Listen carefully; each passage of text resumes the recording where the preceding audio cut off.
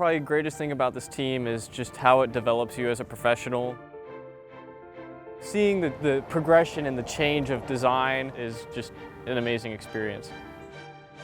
As you spend more time on the team, you get more and more responsibility. So you get a general idea of what every section does.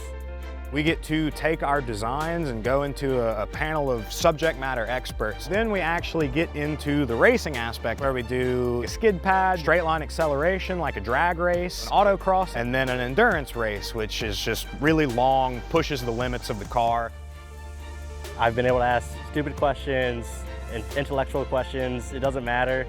They'll answer you the same, and it really helps with understanding the car and how it works in its entirety. There's always room for learning and learning more about even just yourself and what you like to do. It doesn't matter if you're an engineer or what your major is. You can get hands-on experience and design experience and people experience where you're developing both your hard skills and your soft skills. Outside of the amazing community that we have built here, we've had people get hired at the interview because their experience is relevant. I started off as a business major. I actually ended up finding what I wanted to do through this club because there was another student on the business section who was in industrial engineering, so I decided to give it a try. Now I'm here because I love it.